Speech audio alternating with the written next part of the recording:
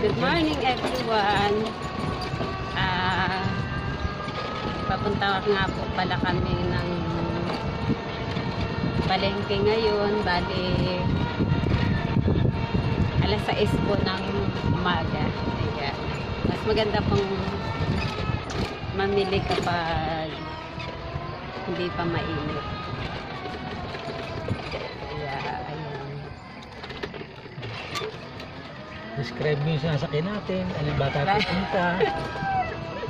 Galing yun na, mama, kailangan talaga i-describe mo anong plano mong gawin. Let's see.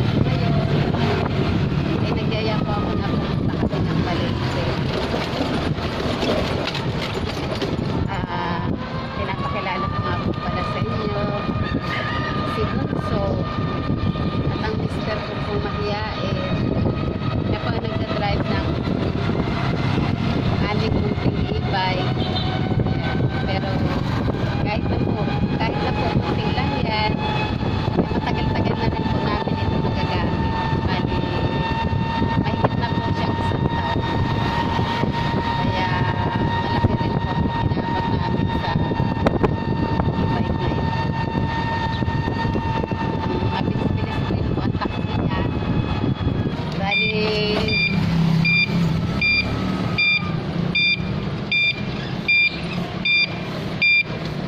Bali dahil po sa araw-araw ay nagagamit namin ito pang service po sa pagpasok ko. Pag-uwi po ng mister ko ay nagagamit pa rin po sa bahay. Kaya napalitan na po namin ang baterya nito.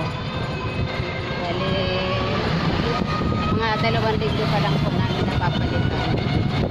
Papali naman po siya ng isang taon mahigit. Kaya sulit pa rin po. Kasi mura lang naman din po namin nabili. Bali, pagkas po kasi siya, sumapot lang po siya ng 27K plus 3,000 po yung delivery fee. Ayan. Bali, galing pa po kasi ito ng Antipolo. Doon po namin siya na galing sa Laguna. Papunta po dito ng Laguna. Pero kung nasa Metro Manila lang po ang mga bibili, ito daw po ang bibili. Dali nabili po namin ito po e-bike. Tama pa yun. Sa Antipolo po yan. Shout out sa Wayne's e-bike. Shout out sa Wayne's e-bike. Kalimutan ko pa yung lugar nila. Pero sa Antipolo lang po. Madali lang po yung hanapin. I-search nyo lang po sa Facebook. Wayne's e-bike. Ayan. Marami po kayong pagpipilian doon. Mura lang din po pala yung mga bike nila. Tanto, parang pag nagsisale po sila, meron lang 3,000. Marami po kayo pagpipilian.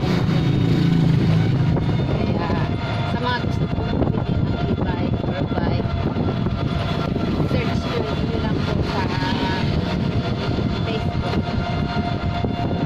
At Yung mga sikat na vlogger ko mo sa kanila.